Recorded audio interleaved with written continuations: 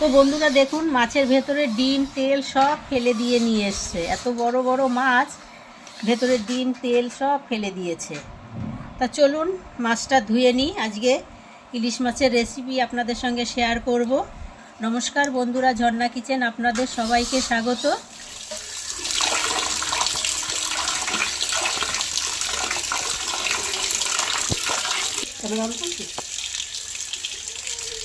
ইলিশ মাছ খুব বেশি ধোয়ার দরকার নেই, একবার ধুলেই হবে। তো বন্ধুরা দেখুন, মাছটা ভালো করে পরিষ্কার করে ধুয়ে নিয়ে এসেছি।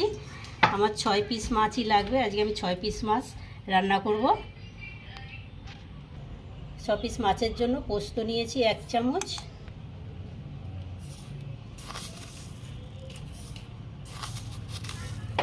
আর 3 চামচ নিয়েছি কালো সর্ষে। পোস্ত 2 চামচ দেব, 2টো কাঁচা লঙ্কা দিয়ে দেব। সর্ষে আর পোস্ত মিলিয়ে 4 চামচ আছে এখানে। অল্প একটু লবণ দিয়ে বেটে নেব। এবার দেব স্বাদ মতো লবণ,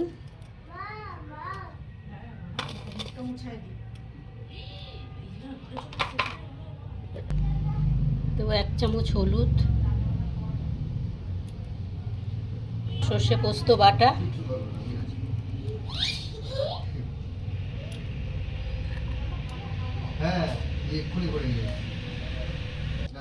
নারকেলের দুধ নিয়েছি, নারকেল বেটে দুধটা ছেঁকে দিয়ে দেব।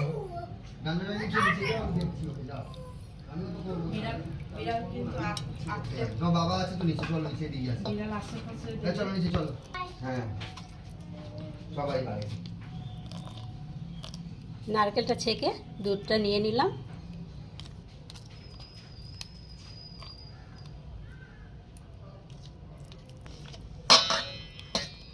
নুন, হলুদ আর নারকেলের দুধ দিয়ে ভালো করে মেখে নেব।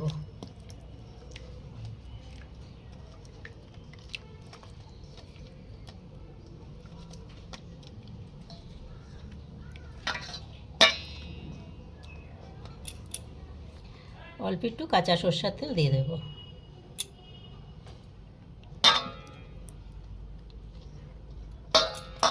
ইলিশ মাছ ভাপা টিফিন কৌটোতে করে, কিন্তু আমার কাছে অত বড় টিফিন কৌটো নেই।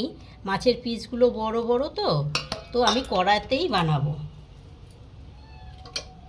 কড়াইতে দিয়ে দেবো।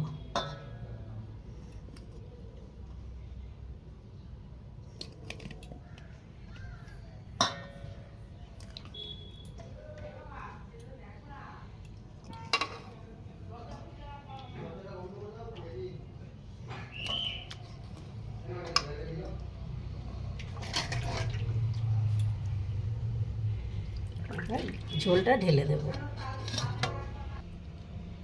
এবার চেরা কাঁচা লঙ্কা দিয়ে দেব।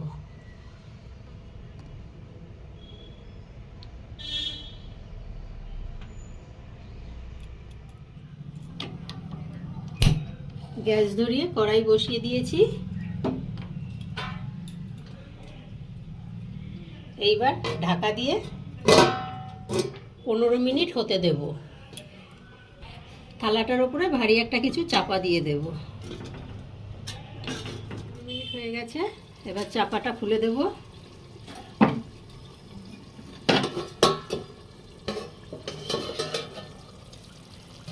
ইলিশ মাছের ভাপা একদম সার্ভ করার জন্য রেডি।